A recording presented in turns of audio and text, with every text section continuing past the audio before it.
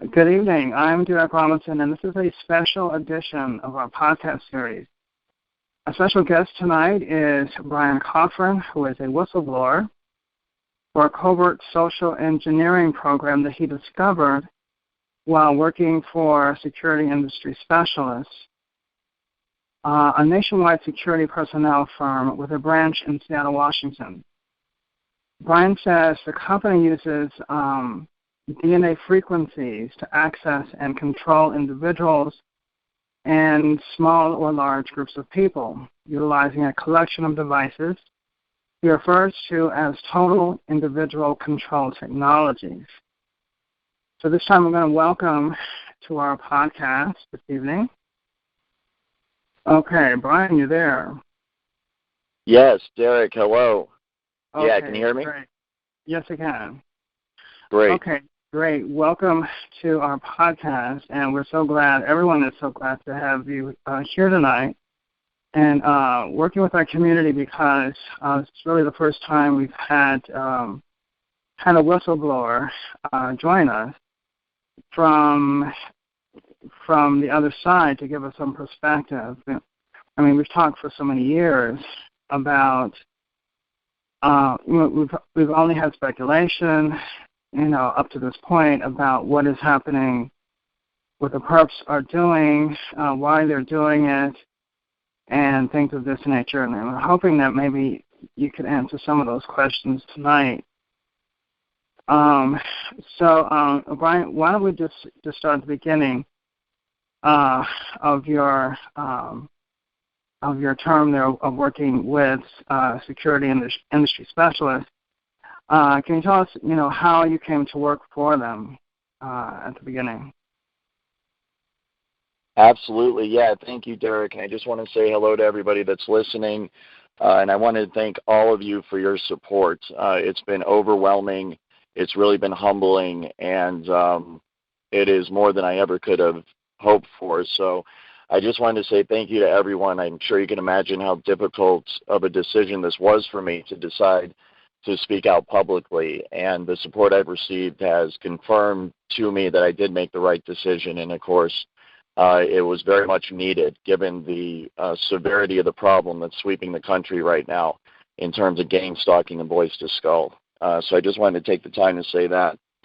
Yeah, I began working at SIS. Actually, I have friends and family members who are military and military intelligence. And through them, I had always heard, job opportunities. I thought about joining the Marines when I was younger, when I was 18. I'm 39 now. So over the years, it was something I had always thought about. And, of course, after 9/11, so many jobs were created in the defense industries, homeland security, and what a lot of people don't know about is within private security. Domestically within the United States.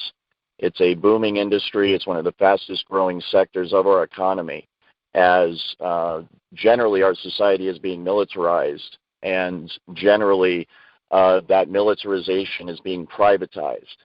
And as a result, what you have is many, many corporations in the United States of America and private companies that are getting a lot of money from investors under the table to begin to set up what I describe as a security apparatus around and within the United States of America. And it is in that context that I heard of the opportunity to work for security industry specialists in Seattle, Washington. They're a private security company that is headquartered in Culver City, California. And through a friend, I heard that SIS was hiring. I heard they were hiring for security specialists. And given my background in education, which is actually anthropology and sociology, most people don't see how those two connect, but by studying human beings, you can really do well within the intelligence industry and within the security industry because it is all about learning how to deal with and talk to and communicate with, and ultimately, from our perspective, secure human beings. And so it was through friends and family that I learned about the opportunity.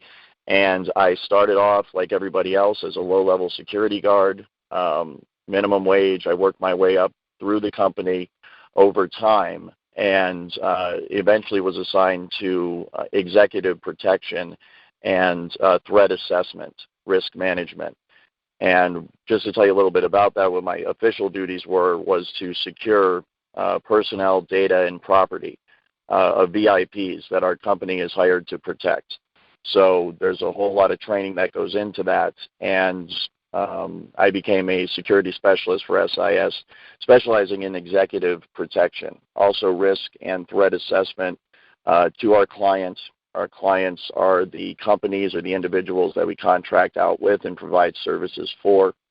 And it was in that context that I became aware of what I describe as a social engineering program and a research and development program that was being carried out by SIS and our clients in Seattle, the Amazon Corporation.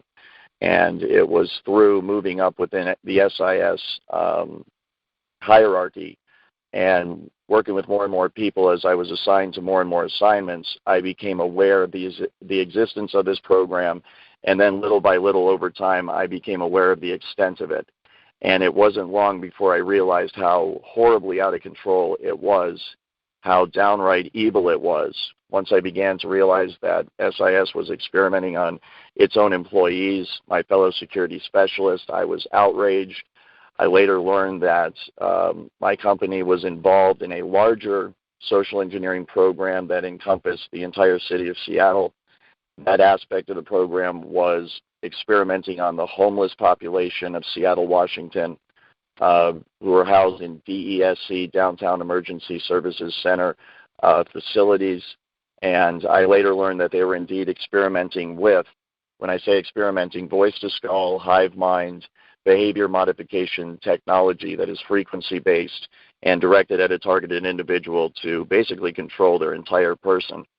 And it was by moving up even more that I realized that this experimentation was going on against the general population of Seattle. And then just the average man and woman on the street, upper class, upper class, and even the flat-out rich were having this technology used on them without their knowledge. As more and more information and details of the program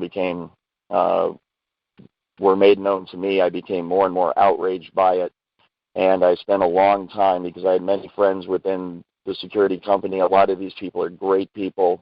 They're very good people. Not everybody involved in SIS is directly involved in experimenting on people. They're not all directly involved in gang stalking. I never was. I never partook in that. But I did partake in training that deals with tactics and protocols that are used normally for surveillance and counter-surveillance. But within that is all of the information and the know-how that you need to be able to gang stalk, and that is in fact what they are doing. And so over time, I became outraged, and I tried to play my cards right, wait for the right moment. And when I really just couldn't tolerate it anymore, when I found out just how out of control it was, I decided to object to my superiors in person, confront them about it, and they made it known to me that... Bryan? Yeah, go ahead. Before we get into that, I'd like to ask you a couple of things, if I could. What I wanted to say is that what I was wondering as you were talking there, how are people selected? You said this technology encompassed the entire city of Seattle. How were people selected for experimentation?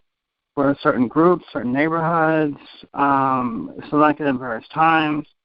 Can you share with us how those decisions were made? Absolutely, and that is a great question, Derek, and I'm glad you asked it. There's several answers to that, and I would encourage everyone to go to my website, gangstalkerwars.com, and check out my blog. It's titled 157 Roy Street. And there is a detailed article that I wrote that describes one aspect of the program and how targeted individuals are selected. That deals with the homeless population and how those people are selected. So you can check out that. Also listen to my podcasts. But within SIS specifically, what happens is they are experimenting on their own employees. So it's a long story. I'll try to get through it quick. But basically, people are selected from all over the country. We're talking other cities all over America. They are selected for many different reasons. Often it is because they are isolated. They don't have a lot of money, friends, or family. And they also tend to be people that are highly, highly intelligent. The aspects of this technology that they're interested in improving upon have to do with cognitive processes, processing information, and as a result, they want highly intelligent people to be targets of this program. They also tend to target people who are into what I would call alternative research, commonly called maybe conspiracy theories, people that disagree with the government, people that are into researching things like 9/11. Also, they are interested in people that are interested in technology. I have found a high percentage of targeted individuals to be people who either are interested in or have information on highly advanced technologies, usually having to do with directed energy weapons and frequency weapons, the exact kind of weapons that we're talking about here that are used in voice-to-skull and behavior modification, the works. There's many other aspects to the technology. But once these people are selected, they will have the entire gang stalking / voice-to-skull program run against them. This is detailed in my article, 157 Roy Street, on my website. But they will be organized stalked. They will have career sabotage programs run against them to ruin their job. They will have character assassinations campaigns run against them in their neighborhood. They'll be isolated from family and friends as those individuals are turned against them. And they will be isolated slowly over time using the technology itself, as many of the people freak out, understandably, when they at first don't know what it is. Oftentimes, they end up going to psychiatrists, and false diagnoses of schizophrenia, manic depression, delusional, paranoid are rendered against this individual.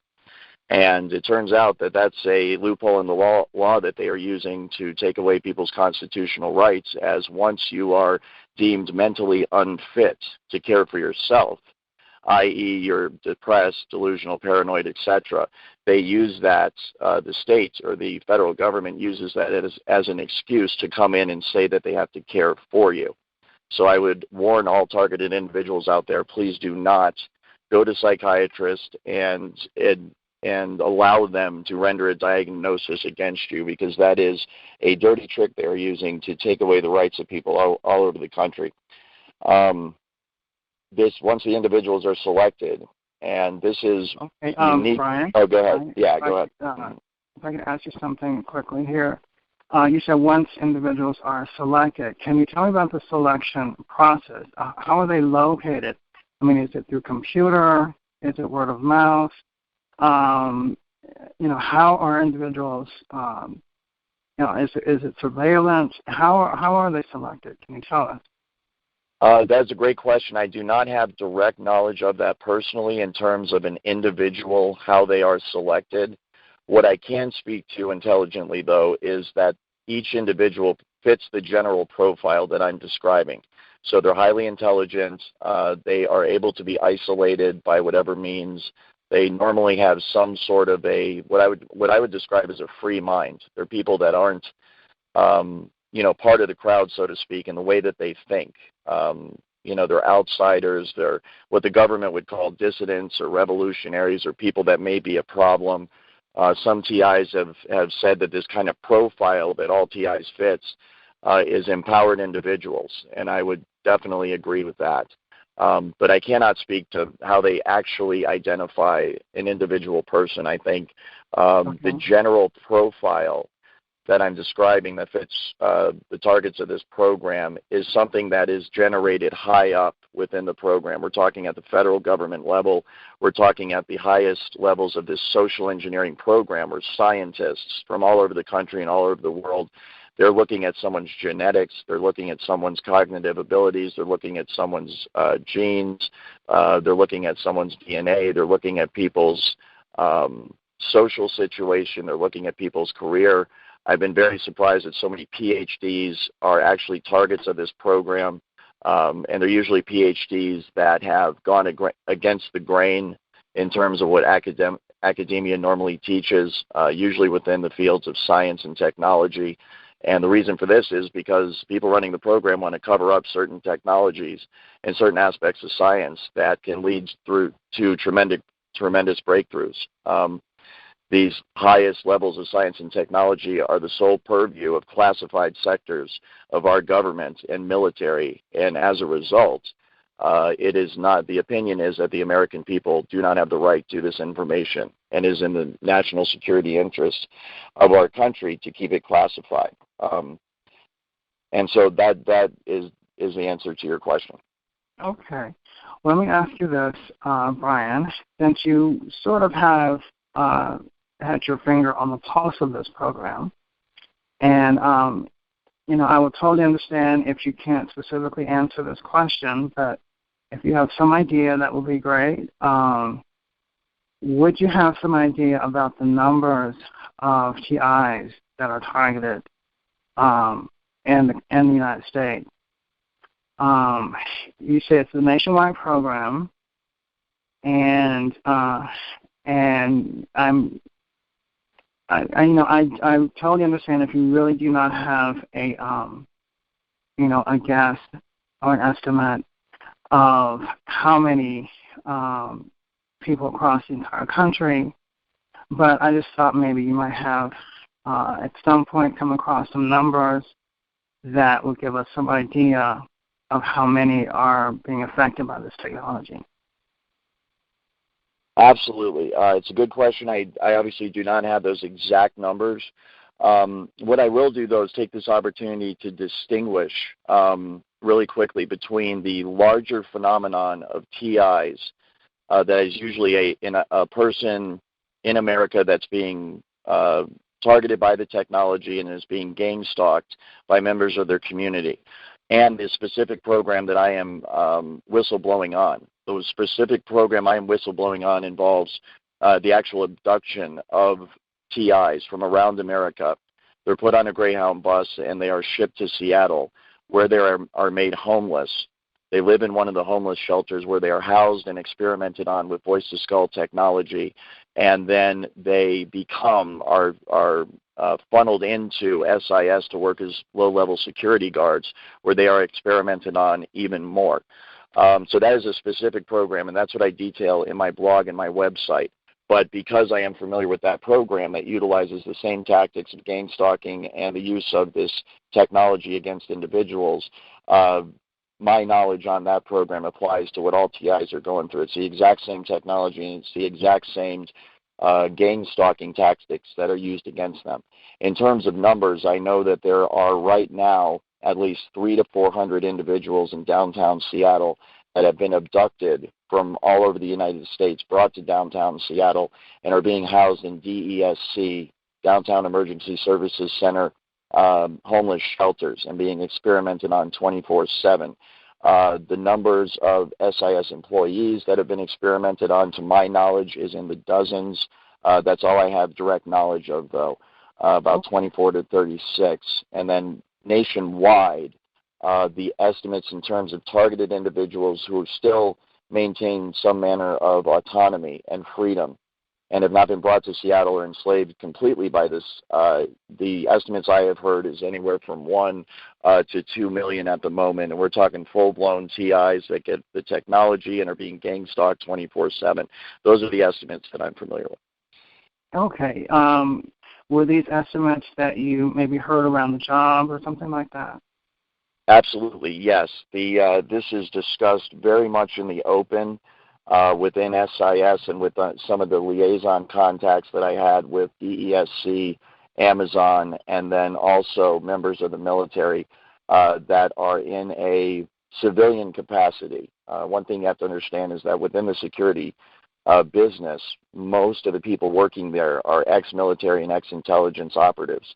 And many of them, in fact, are still active intelligence operatives and have simply been reassigned to domestic duty to work with a private security company, specifically for the purposes of carrying out this highly illegal program that's being run against TIs all over America. So full-blown TIs, what I would call people that are getting the voice to skull, the frequency, and the organized stalking, I have heard is between 1 and 2 million, and that could be completely off. But one of the things I'm concerned about is the technology as it's being researched and developed in Seattle utilizes emotion manipulation and behavior manipulation without the gang stalking and without the voice to skull aspects. And so this use of the technology can be done very covertly to the point where the person it's being used against will not know that this technology is being used against them. And that is one of my main concerns and one of the reasons why I want to bring more light to this technology and to this issue, because this technology could potentially be being used against tens to hundreds of millions of Americans every day.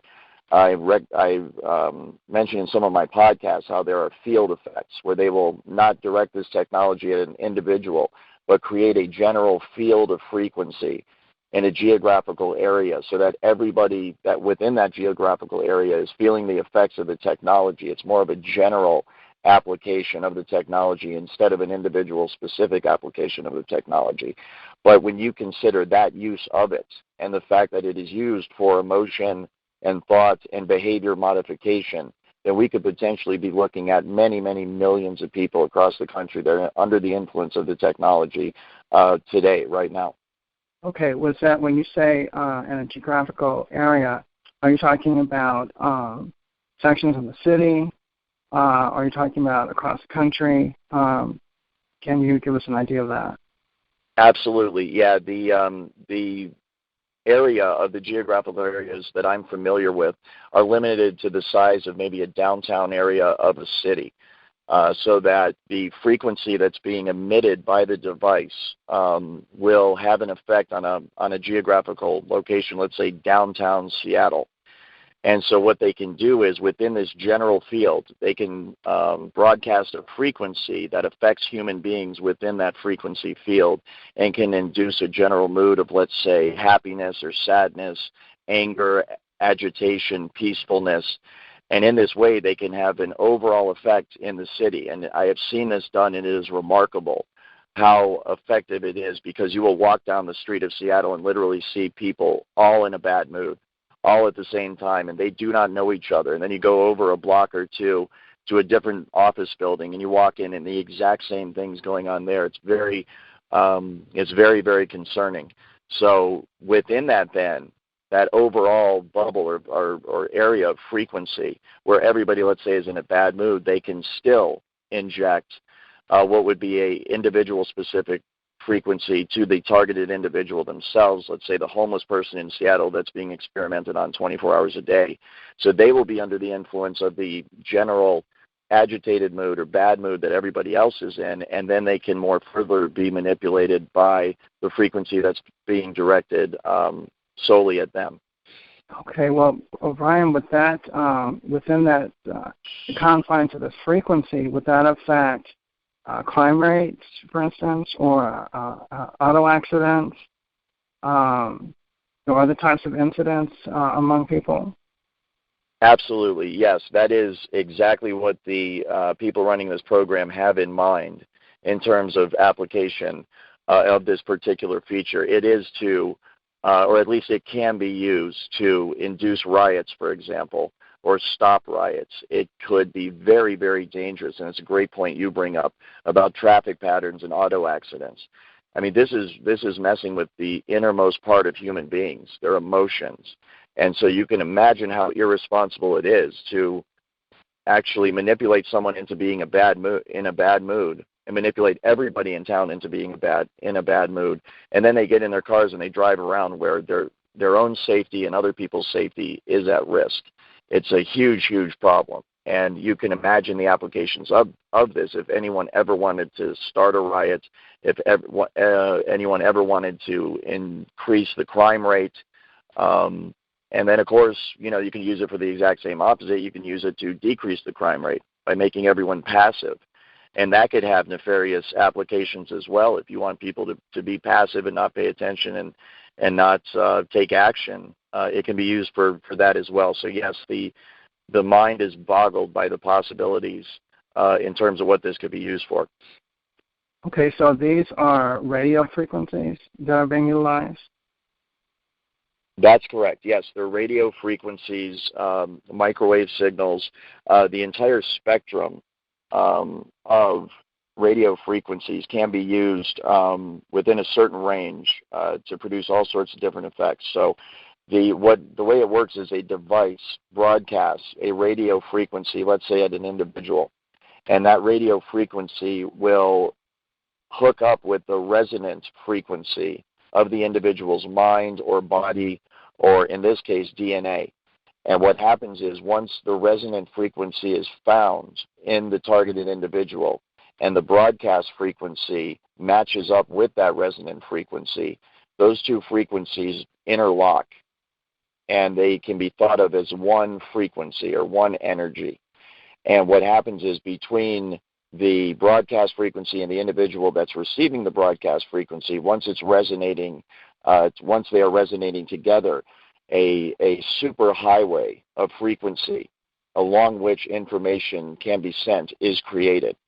And so you can think of it just like fiber optic cables that you use to send signals over the internet that connect people to the internet. It's the exact same thing, only a wireless application of that. And so once you have connected the targeted individual with the frequency and they resonate together, then you have a perfect avenue upon which to send and receive information back and forth. And that's exactly how they manipulate someone's thoughts. They send voices into someone's head. They manipulate their emotions. They manipulate their behavior. And then that's also how they receive back from the individual in real time the vital signs, the emotions, the thoughts, what the person's seeing, what the person's hearing. And then all that information, of course, is rendered on a computer elsewhere via software, and it can be monitored and tracked in real time. So could they also influence people's thoughts? For instance, if they want to communicate a certain attitude or a certain way of thinking about a particular event, or say if a particular politician was running and he wanted to influence the election, could they send a signal that could influence people to vote for this particular individual? Absolutely, yes. That is exactly what this technology can be used for. It can literally stop your own thoughts from happening and replace them with other thoughts by sending thoughts to your head. And it's so sophisticated that you cannot tell where these thoughts are coming from. There's no way to discern that they're coming from somewhere other than your own mind.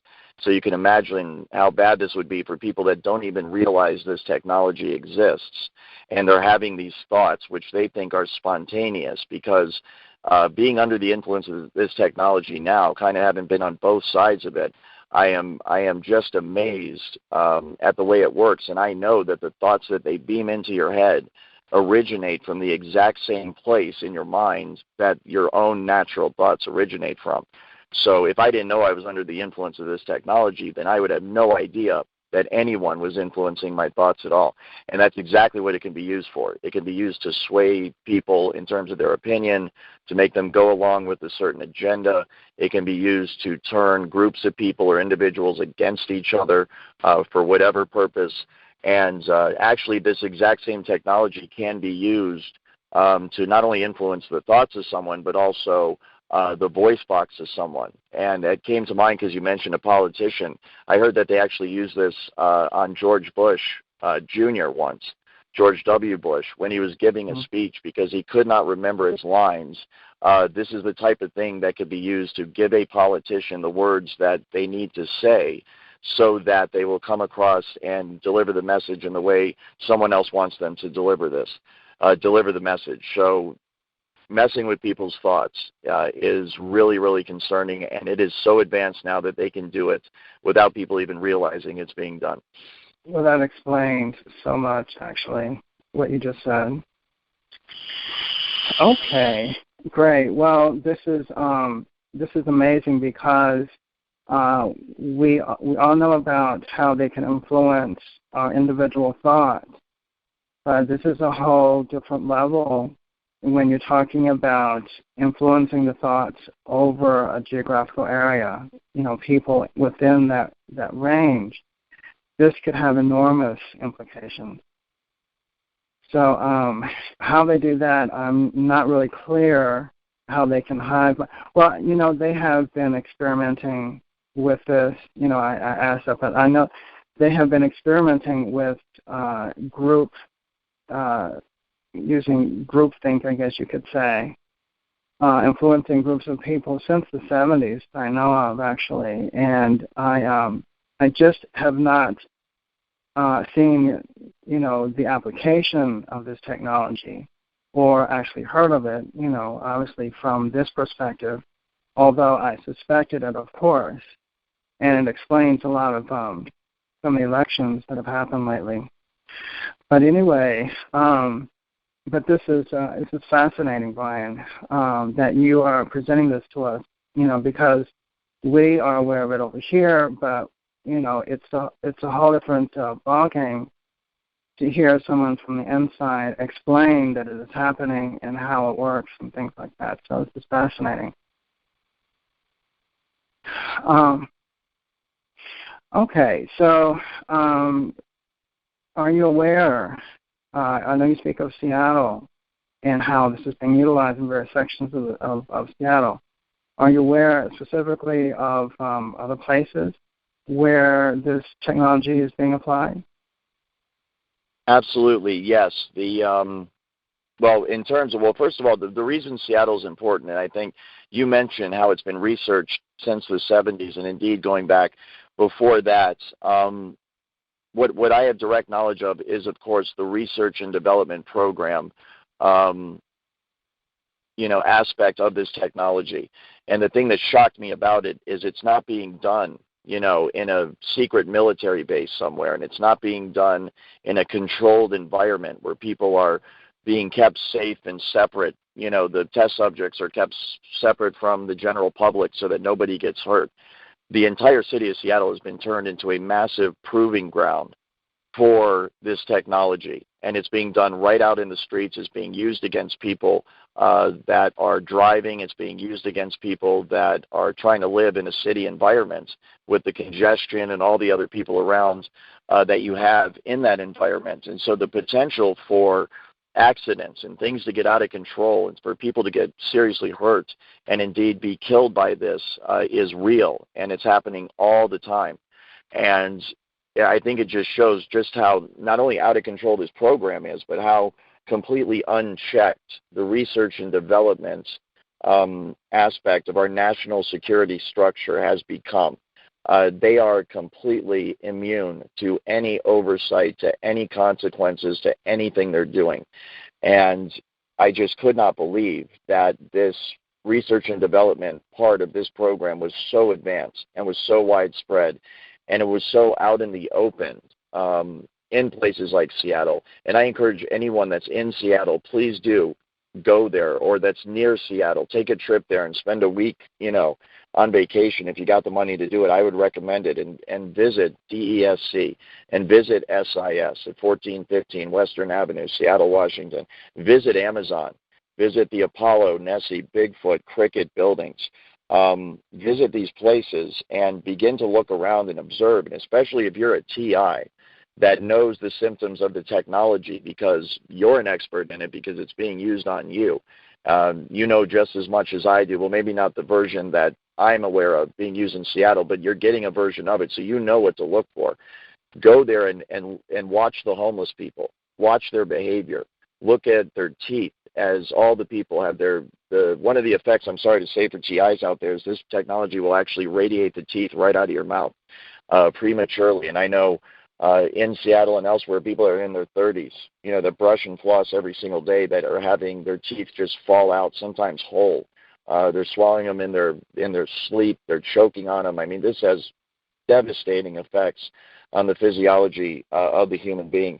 But go down there and look. The signs are everywhere, and you will be fascinated, and your mind will be blown at just how out in the open it is. But I'm sorry, in terms of other places, I am aware of Aurora, Colorado. When I decided to blow the whistle and this technology was turned against me, a massive organized stalking effort was launched against me. And due to my training, I recognize the tactics that are used by these individuals, and it is high up. There is a military intelligence aspect of it. And I won't go into that any further other than to say that the people who are after me, who are monitoring me, are very, very good at what they do. They're the best in the world. And it's one of the things that has kept me so busy, and I've been so unable to really tend to anything else in my life. Even getting the word out is because I'm fending these people off and fighting back against them 24 hours a day. But I eventually ended up in Aurora, Colorado, right next to Buckley Air Force Base. And it turns out that this town as well is a major hub for this social engineering program. Aurora, Colorado is a town that has a large percentage of military personnel that live here. The adjacent base, also intelligence, families live here as well. When they're assigned overseas, this is where they would live when they're back on the home front domestically. And you can tell that this technology is being used on the people of Aurora, Colorado, many of whom serve in the military. And as I mentioned before, it's not only the general population of Seattle, the homeless and TIs, but this technology is being used against military families, people who proudly and bravely serve their country and sacrifice everything so that you and I can be free, or at least we were able to be free before this technology started being used against us. Exactly. Yeah. So it's here as well, and there are some other cities. It seems to be adjacent to military bases. I've heard this from a lot of people, and I've noticed it as well. If you have a massive Air Force base near you, Navy as well on the coast, there's a good chance that some aspects of this program are being run at the adjacent military base and is being used on the towns and the people around that base. Right. And I was just going to mention that, should people be concerned, those that live around military installations across the U.S. And I read a while back where the county of Los Angeles has the largest concentration of military-industrial complex industry in the nation, which corresponds to the largest concentration of TIs in that location. So there is some correlation there. We feel. Absolutely, that makes sense. Absolutely. So, and the reason I ask about various locations is because obviously there are security personnel countries across, the country. Every major city, and I'd say probably every city has some type of security firm, within their borders, which makes you wonder, are these, gang stalking groups housed within these security personnel companies? Is this one of the features of this program? Because I was looking on the internet the other day, and there are about 1 million security personnel employed by about 6,000 or so security personnel firms across the U.S. So that's a ready-made force of individuals who are gang stalking the population. Absolutely. It's a great point. And I was not aware either of just how widespread the security industry was in terms of its numbers and in terms of its power within the United States of America. You're absolutely correct. And it's a great point you make. 1 million personnel. I mean, just think of that in terms of standing armies. Look up some of the numbers on active military personnel in countries like Russia and China and the United States, the European Union, and you'll start to understand just how many, 1 million people are and what can be done with that type of manpower in a situation like this domestically. So one of the things I think that is an advantage of the security industry, number one, it's private. So if you were going to roll out an army of gang stalkers across the United States to mess with people, to track people, to surveil people, to follow people, and to make their lives a general hell to live every day, then you would have to do it covertly. You would have to do it in a way that is not noticeable to the rest of society. And in fact, the tactics that are used by private security companies and gang stalkers at large are specifically designed to avoid detection, not from the targeted individual, but to avoid detection from the general public. And so it's a very interesting surveillance situation. It fits right in with other surveillance situations where they want the targeted individual to know that they're following them. And so in a normal surveillance situation, you do not want the person you're following to know that you're following them. They actually want the TI to know they're being followed because it has the maximum psychological impact. While at the same time, they need to do it in a way that your neighbors and your friends and your coworkers and your family do not know that they are doing this to you, because the entire point of the program is to convince everybody else that the TI is crazy. And so they need to surveil you and gang stalk you in such a way that other people don't notice that they're doing it. And so what happens is, I was actually with a friend when we were driving from Seattle, and I decided to leave. It was one of the last friends that I was able to have before this massive organized stalking campaign completely destroyed my life as well. And now I'm completely isolated as well. But I was driving with a friend, and we were being followed by people, obviously gang stalkers and military intelligence in my case. But they drive in regular vehicles. They're in modern trucks, SUVs, sedans, every kind of car. Many of them are Chevys. And if you're being, I think a lot of TIs have noticed this as well. Chevy seems to have some kind of a deal with these security companies. And I know, for example, my security company purchased most of their vehicles from a particular car company. So these are some of the things I noticed. But we're being followed by these people, and what they will do is the otherwise unmarked car will have military stickers on it. They'll have license plates that say Air Force. They'll have stickers that say Marine Corps or Army. And generally the personnel as well fit a general description. A lot of them have tattoos. A lot of them are young. A lot of them appear to be, very young, maybe a military type of a look, only with kind of a gangster type of a vibe to them. And I think that's for the purposes of intimidation. And I know that is one of the psychological aspects of what I learned at SIS in terms of gang stalking is the image you're projecting is very important. It is scientifically planned down to the last detail to have a very specific psychological effect on the target. But anyway, we're driving and we see all these cars around us, and they all have military and Marine Corps, Air Force. And my friend said, is that the Air Force following us? Is that the Marine Corps following us? Are these people, military?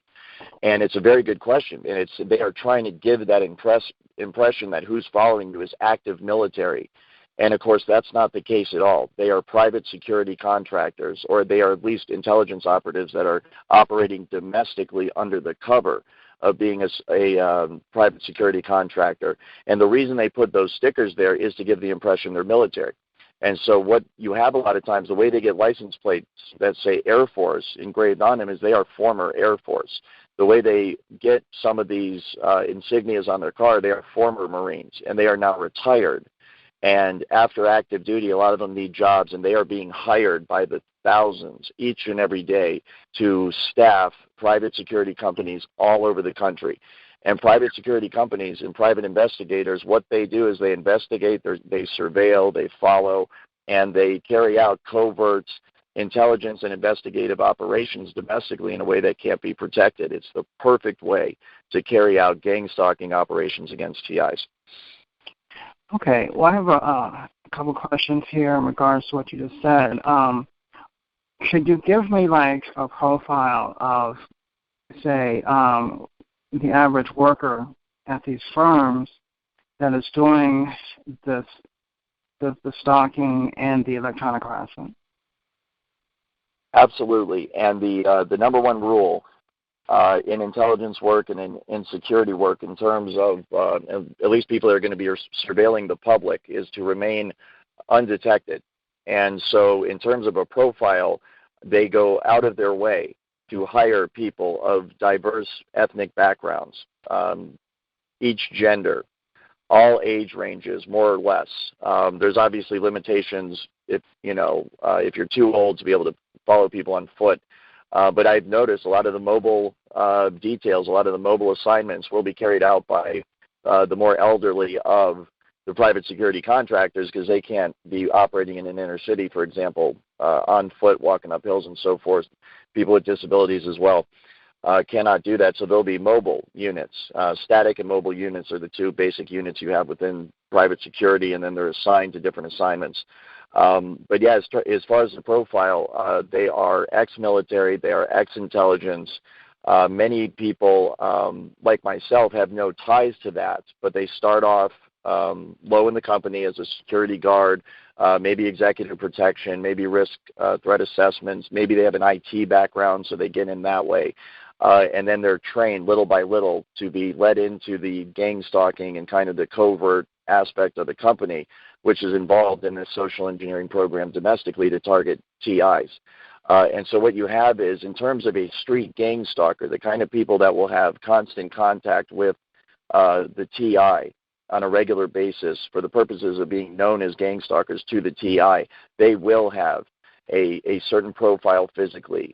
The men will often be very strong. They work out. They're buff, for lack of a better term. They will have a generally intimidating demeanor. Although when you talk to these people, of course, they could be completely nice, very, very decent people, most of them. They're doing their job, and I don't think there's any way they have to get out of it, because they all know if they come forward and they say something, then they're going to get gang stalked as well. And unfortunately, I'm proving that by the way that I'm being targeted and gang stalked, and the technology is being used against me. But this is the general appearance that they give, and so it's to be intimidating. And there's a very fine line between kind of the military intimidation and what you would call a gangster or a thug intimidation. And both aspects, of course, are there on purpose, and gang stalking has been designed specifically to have both aspects there. They want you to believe that your country hates you. They also want you to believe that you're in great danger all the time. And the thug, gangster aspect of the vibe that they're giving off is there specifically for that reason. And so you can start to see how psychologically this is going to have an effect on someone very, very quickly. If they're under the impression that the military, their own government, and then a bunch of thugs are following and chasing them around the country, it has a devastating psychological effect. Are certain individual types herded into this program? That's a good question. There is a precedent, I will say, that I'm aware of for hiring people that have displayed a certain moral ambiguity concerning certain issues. For example, within certain private security companies in the Seattle area, there are a lot of ex-LAPD.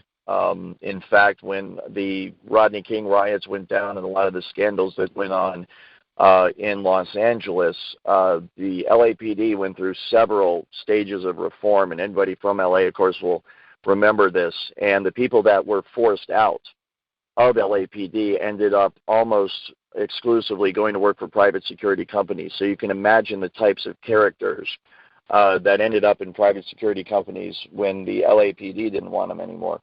Also, people that have criminal backgrounds are often coveted for gang stalking type of assignments. The reason for this is that they do not mind, obviously, mistreating other people. They have what could be called a criminal mentality. But it's also important to note that despite the unsavory characters that are within this, the entire point of it is a hands-off policy. And this is very, very evil the way they're doing this. So, not in any way defending them. I'm making the opposite point. The hands-off policy is in place by private security companies and gang stalkers, the federal government, and everybody else involved in this, specifically to have the excuse and say, we didn't actually physically harm this person. We never struck them. We never shot them. We never hit them. We never did any physical harm to them.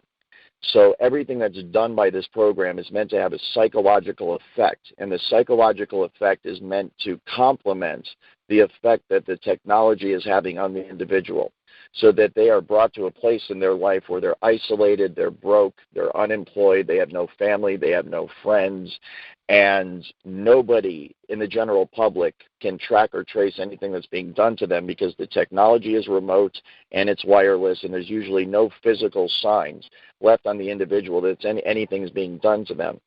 And the interaction with gang stalkers within the community, there is no physical evidence that any gang stalking ever went on.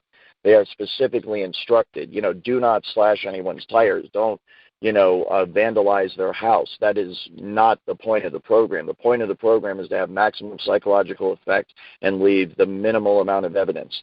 And so you can see how this hands-off policy, and this is a standard term that's used within the private security industry in terms of what security guards and security personnel are supposed to do in terms of a threat. You are supposed to maintain a hands-off policy at all costs until you absolutely must intervene physically or with use of force.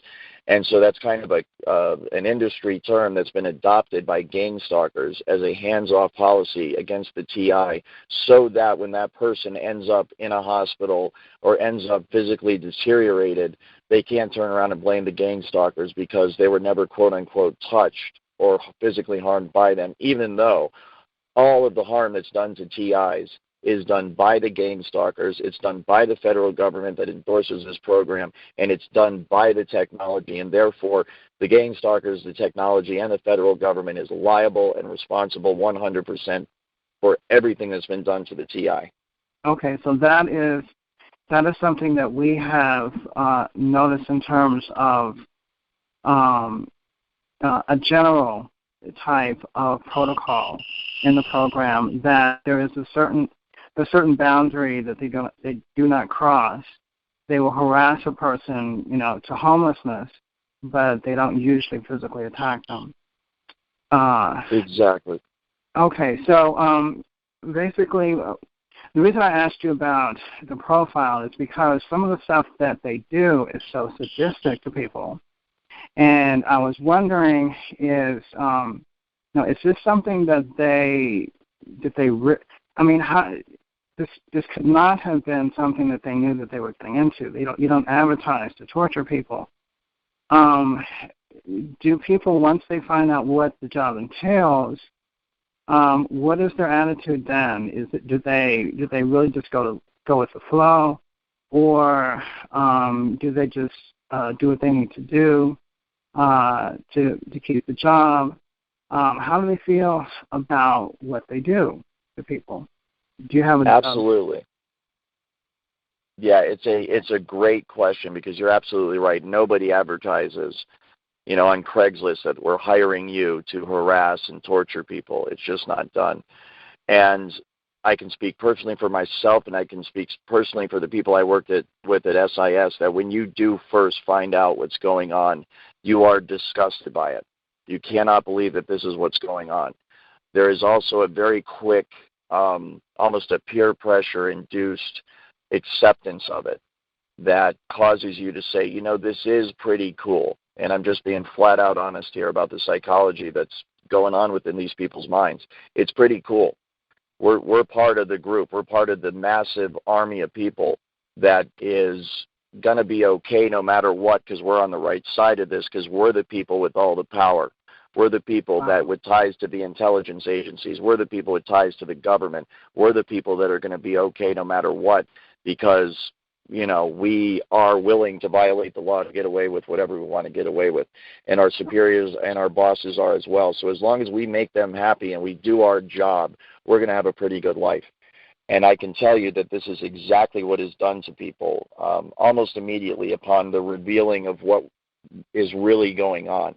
They are offered a series of incentives. They're offered, first of all, acceptance into the group. They're offered acceptance into what will be the future of America, that you will be set, you and your girlfriend, or if you're married, you and your wife, your husband, your children are going to be taken care of.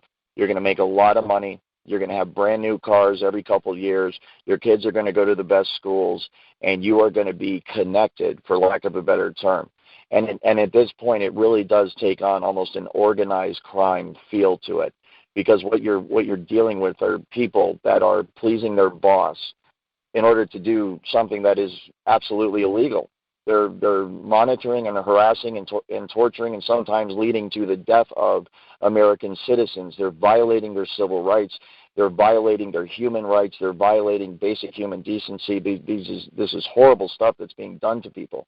And so you have to understand the psychological aspect that goes into convincing gang stalkers and people that are part of the program to do what they're doing. It is in fact, the psychological operation that is run against gang stalkers themselves and people that participate in the program is just as advanced, if not more so, than the psychological program that is run against TIs. It absolutely is. And so what you have is this very intense psychological program that's run. In fact, one of the things that I'm not sure people are aware of, but I'm trying to cover this on my site because I have direct knowledge of it, hive minds, voice to skull, emotion manipulation behavior, modification technology is being used against the gang stalkers themselves and against people in the program. And it is being used to assist them in doing their job, specifically to take away their conscience, specifically to take away their empathy and their sympathy for the individual, for the targeted individual, so that they don't feel bad, so that they don't feel guilty about what they're doing. They are many times intelligence agents and soldiers are trained to get the empathy and the sympathy out of their system, because you're going to be asked to kill someone for us. You're going to have to go on the battlefield and shoot someone, and you're going to shoot them just because we tell you to shoot them. And so a lot of the stuff that goes on in basic training and in terms of training intelligence operatives is designed specifically to make sure that people will pull the trigger when they need to. And stuff like human decency and love and compassion and empathy and sympathy and caring for your fellow human being does not enter into the decision-making process. And so the exact same thing is done within the program, within the Voice to Skull gang stalking program. And it is done not only by peer pressure and direct training, it is also handled by the technology that can manipulate the people's emotions to turn off empathy and sympathy and love and care and compassion, and to turn on what I call almost a mercenary hired gunman mentality. And the reward for going along with this is you get to be part of the social group. Look at the TI and how isolated they are. Look at how horrible their life is. Look at how sad it is. And every time I think about it, I start to choke up. It's so overwhelming. My heart just naturally goes out to these people, and I want to help them. But when you're the gang stalker under the influence of this technology and the influence of the peer pressure and everything else, you don't feel that. And if you do, the technology is going to take it right out of your system. But look at the TI, how isolated they are. You're not going to be isolated like that because you're one of us. These are your people. Look around at all the other gang stalkers. Look around at the military and the intelligence services of the United States of America. Look at the local and state police. Look at the social workers. These are our people. You can date any one of these women that you want. You can date any one of these men that you want. Heck, we'll help you hook up. You can come and party with us and go out to dinner and do all the things that people do together.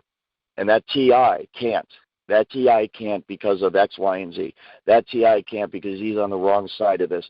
You're very, very lucky to be on the right side, and don't you ever do anything to mess it up, because you will end up right where that TI is. You're not going to be one of us anymore. You're going to be isolated. You're going to be gang stalked. You're going to be tortured 24 hours a day by the most horrific technology ever conceived by the mind of man, and you are going to die, grow old, and die alone.